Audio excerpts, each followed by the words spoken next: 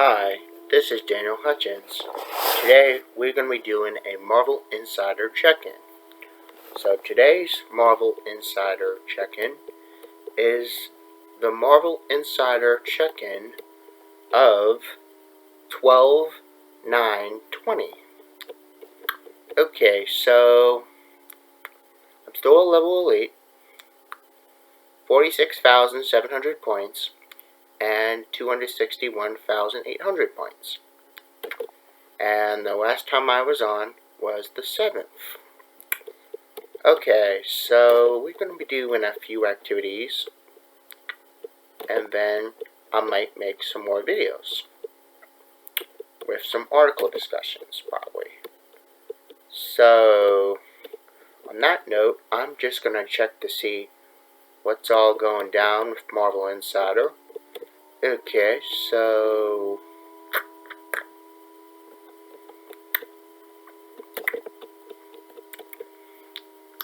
first article we're going to talk about is Marvel 616 Mason Artisans highlights the work of Spanish artists. Okay, so you could see some of the standout panels from featured artists on Marvel.com. Now you have to visit the Marvel.com to see the pictures, of course, but this is Marvel 616 Mason Artisans highlights the work of Spanish artists. And this was pretty recent. So, in the new Disney Plus series, Marvel 616, the Mason Artisans episode explores the crafts of Marvel Spanish artists, and they discuss their journeys in becoming an artist for Drawing for Marvel. Day in the life of an artist, and talked about how they sometimes incorporate themselves into the comics. Okay, so that's all well and good. But then, Marvel's own editor-in-chief said during the episode, Stan Lee always said that the Marvel Universe is the world outside your window. Which is true. He did say that. And he really wants people to open up a comic and feel this is the world they live in, and that they could find characters they could see themselves in. Also true. That's exactly what they showcase in their work. They pour little bits of themselves into doing so, but then they do it to allow others to see themselves in characters as well. Okay? So, below that information, there is pictures of Miles Morales taking on the Rhino.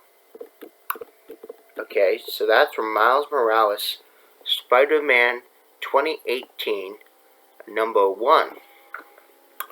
Okay, selected as one of Marvel's young guns, one of the best up-and-coming artists of the age in the comic book industry,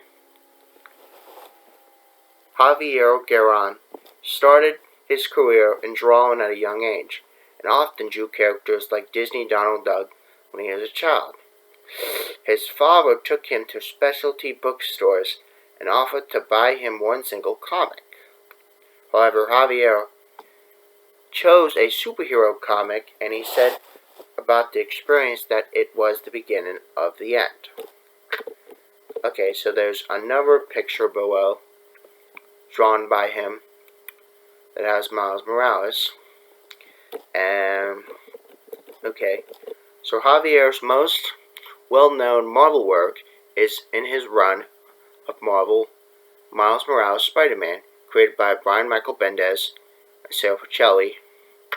Miles Morales initially shook up fandom who didn't want their Spider-Man messed with. As writer of Miles Morales Spider-Man, artist had said, in Amazing Artisans, he goes on to say how Miles is black, Puerto Rican, and younger than Peter Parker. Not like that matters, but okay. But also self-sacrificing and serves others. Cornerstones of what makes Spider-Man a hero upon reflection. Sobolski had also noted that what Saladin and Javier brought to Miles is the same as what Stan and Steve brought to Spider-Man way back in the day. Many years ago, of course. So there's more pictures below of Miles Morales, and then Javier specifically added relatable fashion to Miles Morales, taking into the account how teenagers dress and how they got their hair cut, and it caught the attention of readers on social media. Well, that's what art normally does. It normally, when shared on the internet, you get people who respond. Anyway, sorry for getting off topic, but there's also another picture of Miles Morales and Rhino. Of course, you can't see what I'm seeing, but if you go to Marvel.com, you could check it out. When it came to his daily routines, however, Javier talked about how he wakes up every day at 6 a.m. and goes to the gym. As seen from Amazing Artisans, his workout routine typically involves yoga and boxing. And that experience seemed to not only fuel his energy level for a day, but also when his pen hits the page, he also discussed how drawing wasn't easy. It's a battle, and that same battle can be seen on a page of Miles fights his biggest enemies, like the unstoppable Rhino. You can check out artist Javier Garron's run of Miles Morales Spider-Man number 1 through 10 and 12. Okay. So, there's more, guys, don't worry. And then, Natasha Bustos. Okay. So, Drawlin saved Natasha Bustos' life at school when she was younger. And as a child, with her white father and black mother, and growing up in Spain in the 80s, it was unusual for black people at the time to be in Spain. Not like that really matters though, but therefore Natasha faced a considerable amount of bullying, often feeling alone and like an outsider. Well, we all feel like that sometimes. But then when she draws, kids started to take notice and ask her to draw things for them. And the bullying had stopped. Okay. In the episode, she compared her ability to draw to having a superpower since it saved her. Channeling these experiences from isolation and being different as a youth, then directly translated into a run of Moon Girl and Devil Dinosaur, specifically in Lunena Lafayette, aka Moon Girl's character as seen from the first issue. And there's actually pictures of Moon Girl below.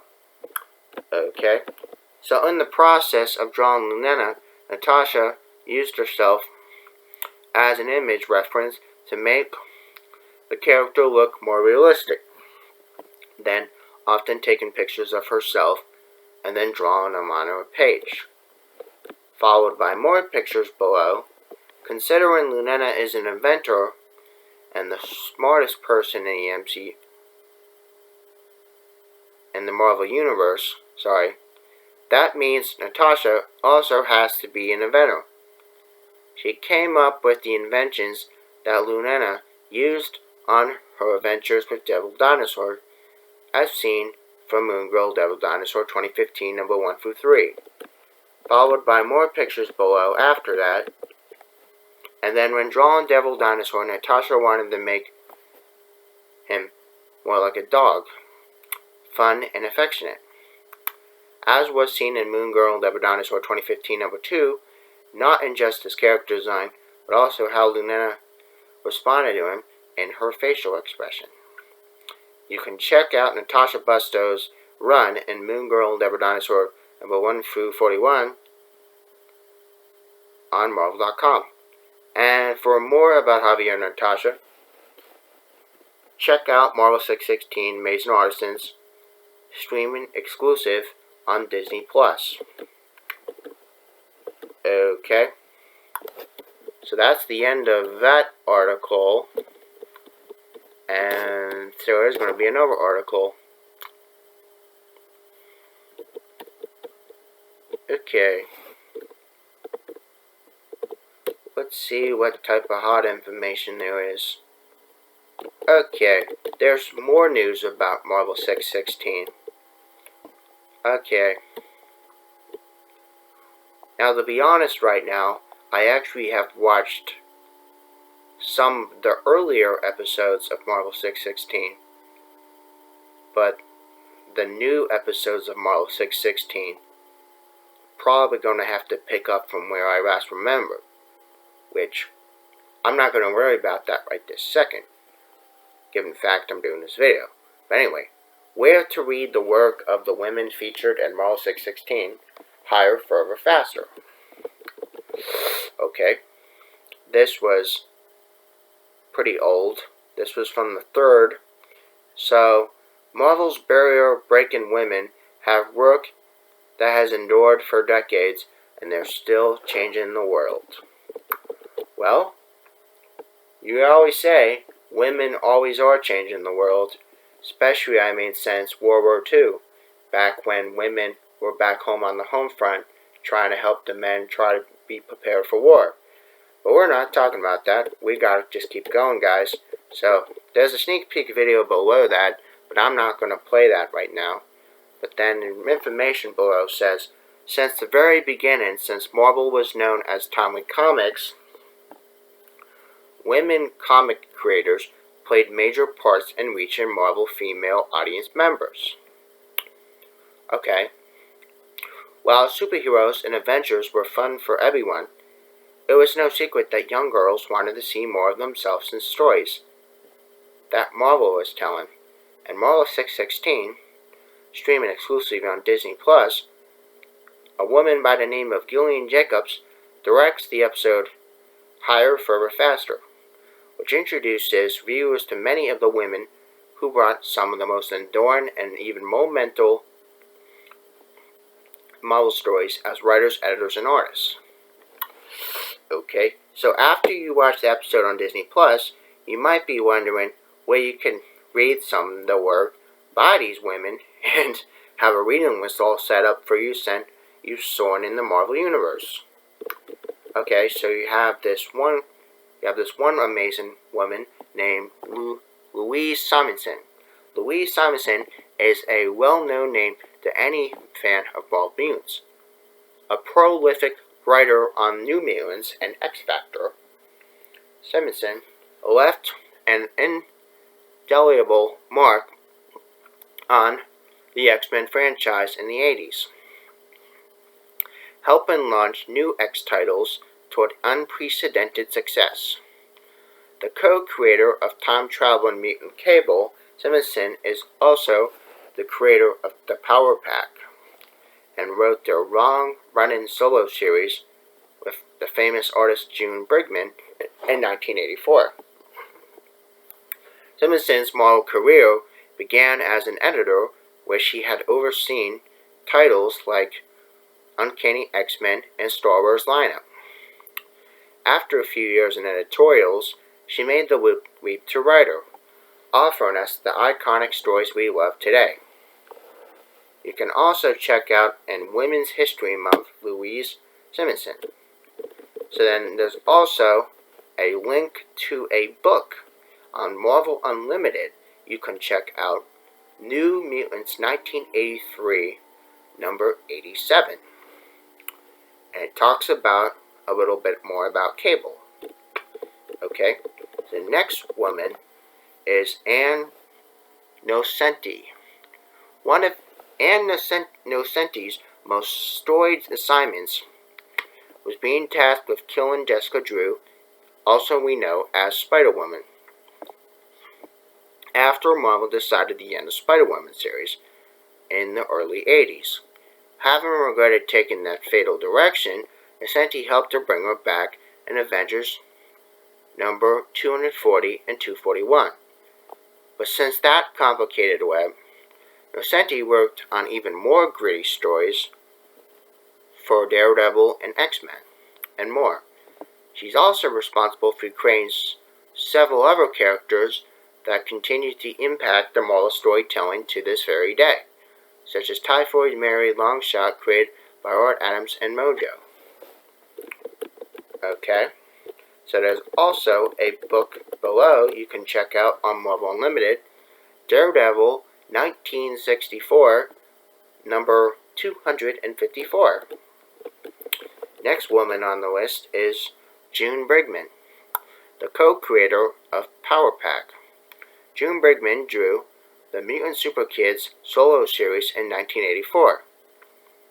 Frequent collaborator of the aforementioned Louise Simonson, Brigman has also worked on key issues of X Factor, Alpha Flight, and New Mutants. So, when you go to a comic book store and you see some of those old X-Men books, you have them to thank for it, because they were some of the secret people that were behind the team. Okay, so Power Pack 1984 number 1 also has a book you can read on Marvel Unlimited. Okay, next woman on the list is Jo Duffy. A visionary editor and writer, Jo Duffy brought her signature humor and sense of fun to almost every project she landed in. After writing the series' most successful run of Power Man and Iron Fist, Duffy expanded her reach on titles like Star Wars and Wolverine.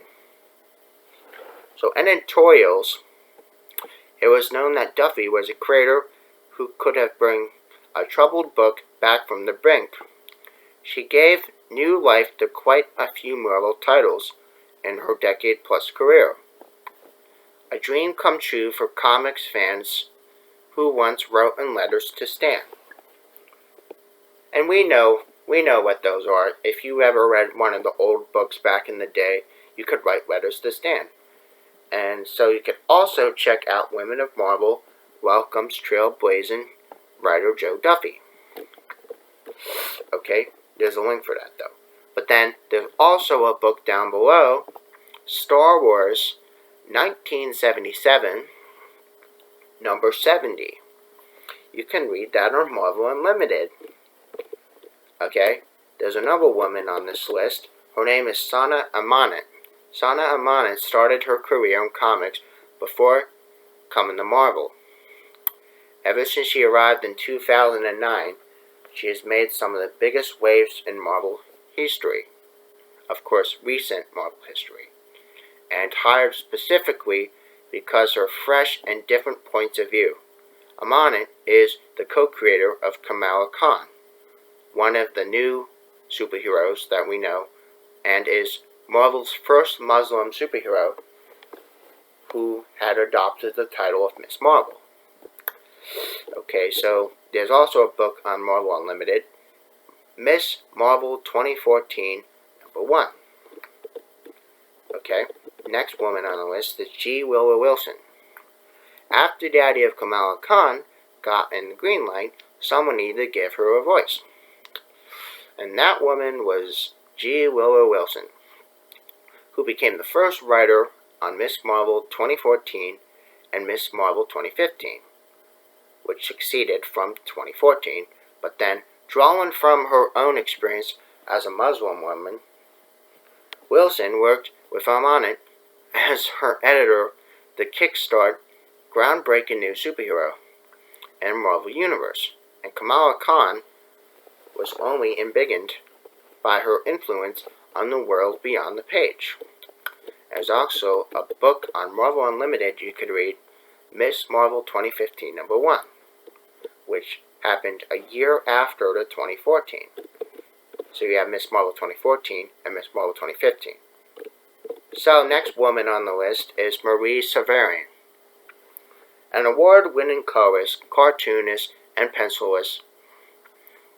Marie Severin was inducted into the Will Eisner Hall of Fame in 2001. For her decades of contributions, known as Martha Marie in Marvel Bullpen, Severin was one of Marvel's head colorist until the year 1972, followed by a full-time shift toward penciling and inking. In addition to her outlandish caricatures and satire series Not Brand Echh, Marie is known for co-creating Spider-Woman and the Cat, and for drawing iconic characters like Hulk, Submariner, Iron Man, Daredevil, and more. And there's also a book down below, Not Brand Echh, 1967, number 1. You can read that at Marvel Unlimited. Okay, next woman on the list is Kelly Sue DeConnick. When it came time for Carol Danvers to enter her next phase, Kelly Sue DeConnick was the writer for the job. Okay, so already one of the strongest Marvel superheroes, Carol Danvers was about to shed her title as Miss Marvel and became Captain Marvel with a fresh take on Carol's story. This new direction propelled the Kree-powered pilot from the page to the big screen. So, Captain Marvel 2012, number 1, you could read that book on Marvel Unlimited. Next woman on the list is Neela Magruder. Magruder made waves as a creator of MFK, for which she won the prestigious Dwayne McDuffie Award for Diversity in Comics. Her successes caught the eye of Marvel, who hired her to write for a year of Marvel September Infinite, comic number 1, making the first black woman to write for Marvel Comics. Since then, the trailblazing creator has worked on Marvel Horizon and so much more. So a year of Marvel September Infinite comic 2016 number 1 is also on Marvel Unlimited. Next woman on the list is Trina Robbins. A writer, cartoonist, and historian, Trina Robbins' vast body of work in sci-fi and fiction earned her a membership in the Will Eisner Hall of Fame back in the mid-80s. Robbins wrote and drew the series Misty for Marvel, a modernized revamp of Millie the Model from the peak from the Golden Age. She was an expert on women in comics from the page and beyond the panels. Robbins' professional interest includes the romance genres of the 40s and 50s that drew in droves of female readerships. Listen to Robbins' her stories of comics here. Okay, so there's a link up there. But then there's also a book on Marvel Unlimited, Love Romances, 1949, number 89. Next woman on the list is Flo Steinberg. If you ever wrote a letter to Marvel Comics in the 60s, there's a good chance that Flo Steinberg took a read. So then, responsible for Marvel's earliest community of fandom, Fabulence, Florence Flo Steinberg was one of the first 2 full-time employees at Marvel Comics. After being in charge of answering ever-increasing stacks of fan mail while running the Marvel Mary Marchant Society, Flo moved on from the House of Ideas to blaze her own trail in independent comics and returning back to Marvel in the 90s. That's quite a history, if you ask me. And she's a comic book superhero, too. You can see the fabulous Flo in action as the Invisible Woman in this what-if tale that reimagines the original bullpen as the Fantastic Four, which is actually pretty awesome and pretty creative. So you have What If 1977, number 11, you can also read on Marvel Unlimited. Okay? Be mindful though, true believers, this is only a partial list of the women who made Marvel the powerful force that we know today. You could watch Higher, Further, Faster, and the rest of Marvel 616, exclusive on Disney Plus today, to meet more of the willful women who have shaped and moved the Marvel Universe forward with every stroke of a pen. There you go. There's that article. So, I'm going to do a few more. Since I'm still wide awake. Okay. Oh, it looks like I gotta sign back in again. No worry. Now I'm back in again. Okay. So. Okay. We want to just see what else we have. Most of the activities for the month I've already done, which is pretty good. So now, we're going to be talking about what comics came out this week in the stores. Okay? So, the books that come out this week in the stores is Sword #1, King in Black, Namor #1, Warhammer 40,000, Marnius Crowler #3. Try saying that 10 times fast. Juggernaut #4. The Rise of Ultraman #4. Spider-Man #5. Strange Academy #6. Guardians of the Galaxy #9. Star Wars #9. Marauders #16. Conan the Barbarian #17. Captain Marvel #24. Venom #31. Avengers #39. Amazing Spider-Man #54. So those are all your books that come out this week at your comic book store. Okay. Alright.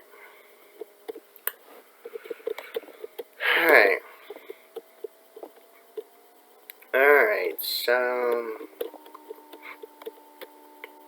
let's do another activity.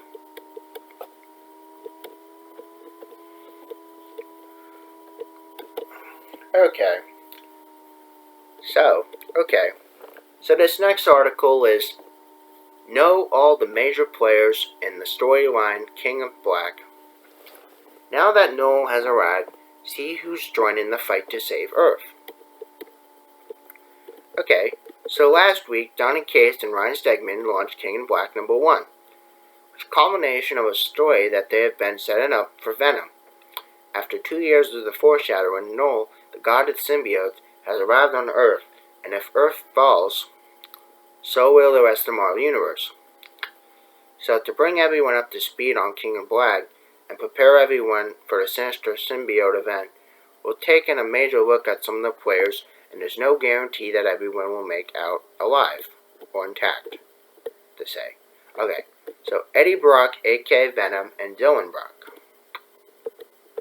Okay, so once Venom was among Spider-Man's greatest villains, but after the events of Absolute Carnage, Eddie Brock has been accepted by the Avengers as a hero. Now Venom has to live up to that and fight alongside other heroes against Noel. Venom was once able to narrowly defeat an aspect of Noel on Earth, however, he's never faced Noel at his full power before.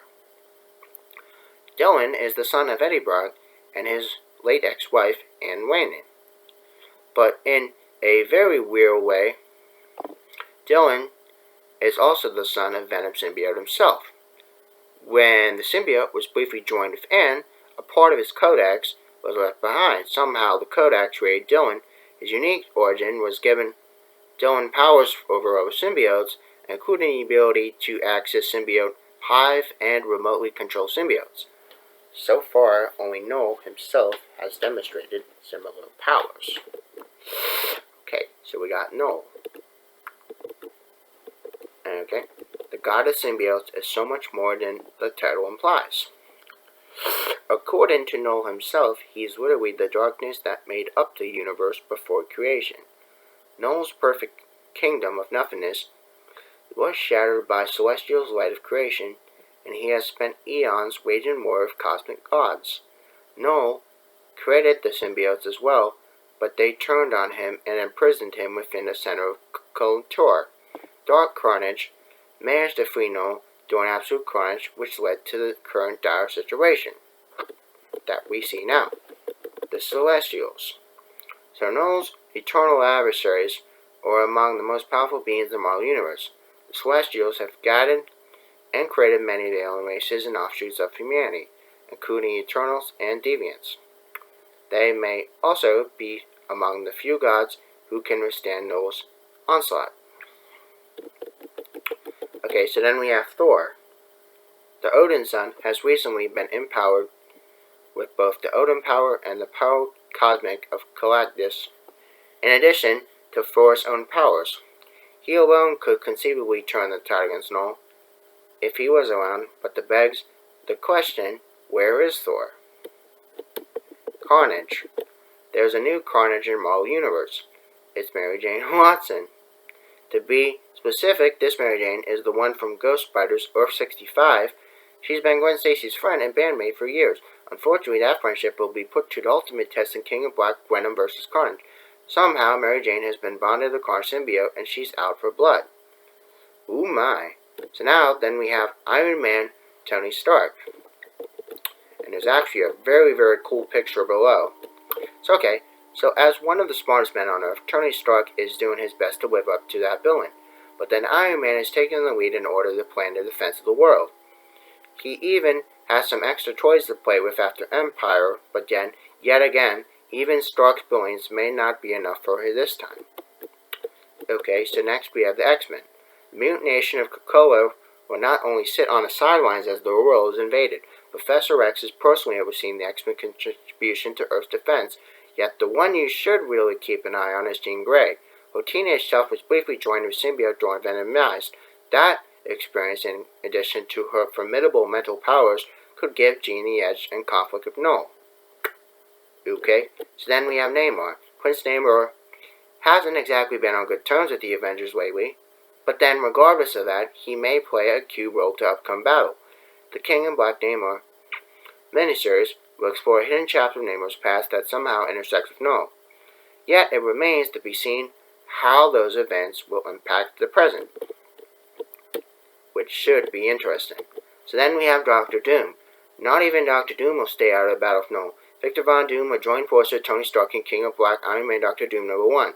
However, it would be a mistake to simply take Doom out of his world or trust him, given the fact that Doom always acts in his own self-interest first, and betrayal, if not only likely, it's inevitable. Next we have Sentry. So Sentry, we also have a picture of him down below. So, one Sentry was the most powerful hero on Earth and a member of the Avengers. He fell from grace and Dark Avengers and Sage. Before once again returning from the grave, now Robert Reynolds has a chance to earn his redemption at last, and if he can take it. Who will survive? Find out the King Black #1, now on sale digitally and in comic book stores everywhere. So, if you haven't read King in Black yet, I recommend you read it because it is the next big symbiote story.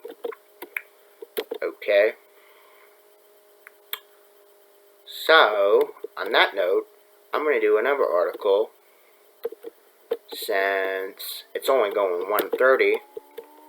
Okay. And if this loads. Okay, so